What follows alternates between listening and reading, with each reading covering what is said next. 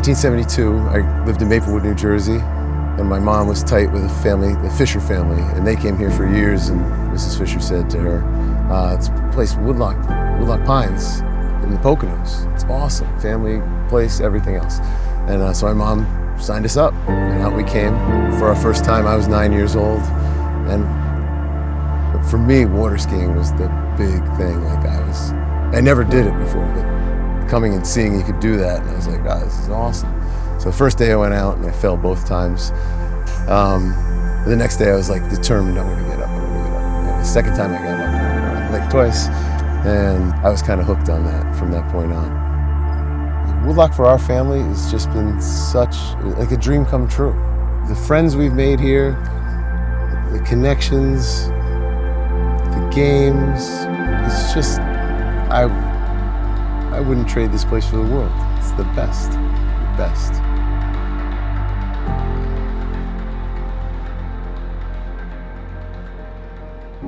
My mom, she was the heart and soul of our family. She always wanted us to be together. I guess that's what Mrs. Fisher probably told her, like Woodlock is the place for that. And then we came out and we found out for ourselves it clearly was the place for family togetherness.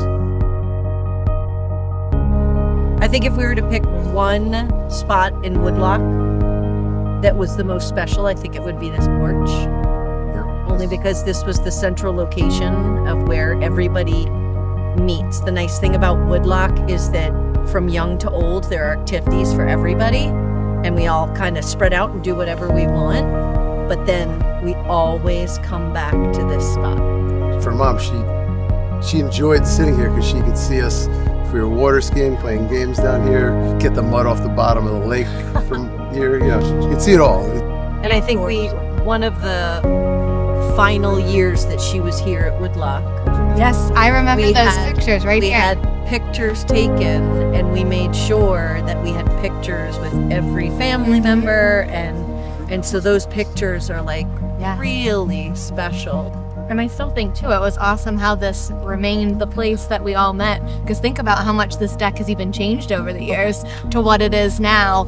And even through all those years, we never said, oh, let's go to another spot. This remained the spot where we always met up with Grandma and Grandpa for lunch every day. Yep. I think Woodlock knew that the Backlunds always came here, and that's why they expanded it.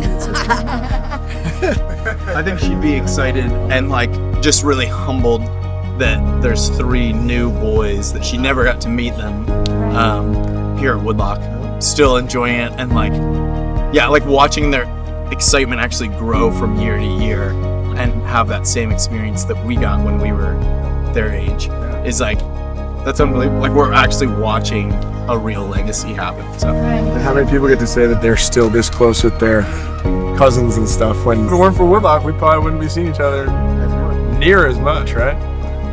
So if you think about it, Grandma and Grandpa truly were starting something that they didn't realize how big and beautiful and wonderful it would be for all of us. Yeah, I think they knew all along. They knew. I think you're right.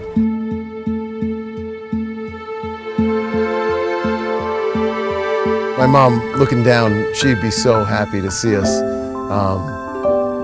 Maybe a couple years before she passed away, I said to her, we're sitting in the house at Woodlock, and I said to her, we loved it so much. I said to my mom, I was like, so I know you said you were gonna leave Sue and myself a little bit of money. Like, I don't know how much, but we're gonna buy a Woodlock house with it.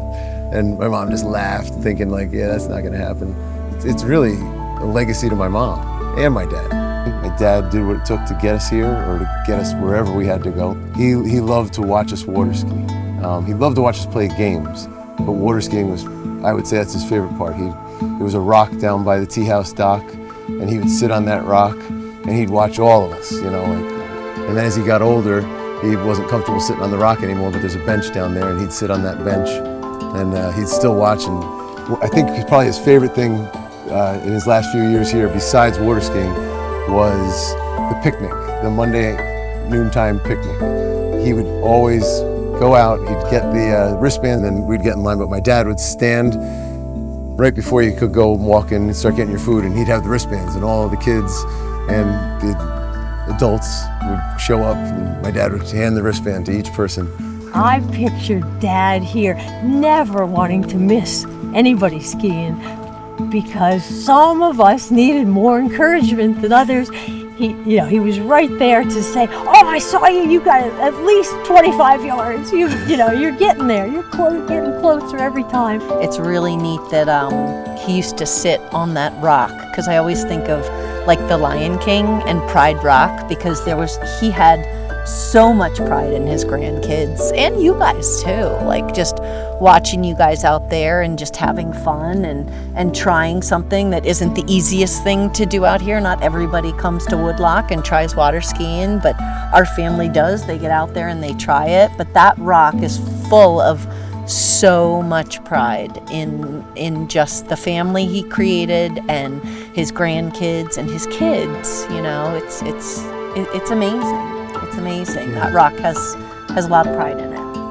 Yeah, my dad would just be is so happy watching us. I think he's watching us right now, and I think that he's super, super happy, super pleased that we love Woodlock as much or more than my parents. It's definitely a Jerry and Charlotte story to get us where we are today. If it wasn't for them, we wouldn't know Woodlock. And it's just been such a wonderful part of our family.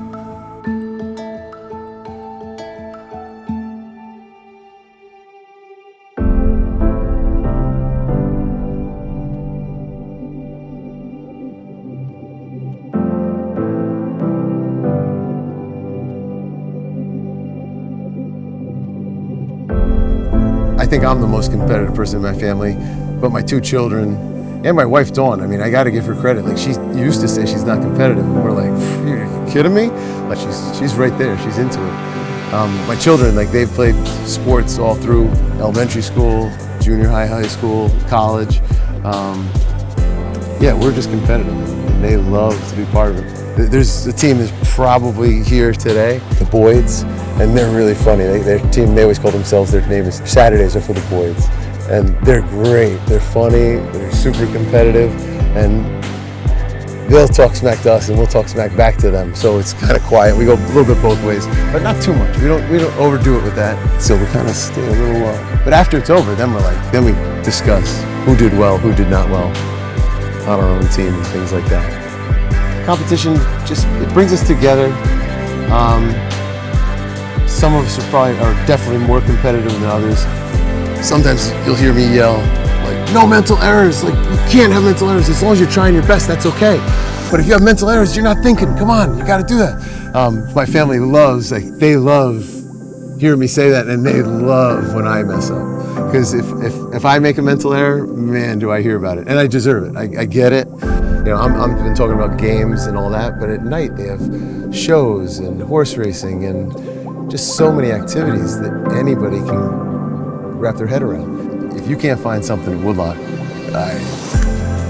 you're not looking. The magic of Woodlock for me is just camaraderie, people being together, families being together, whether it's competition or eating dinner or just taking time away from everyday hectic life. To get away, get out in the woods, to be together.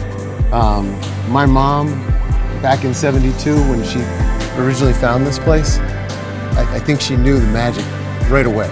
And I'm sure my parents are so pleased with what they did to start the generation after generation coming back. It's just the best. And I look forward to my children having children and then being part of competitions, and I'll probably have to fade out sometimes and just be a coach on the sideline.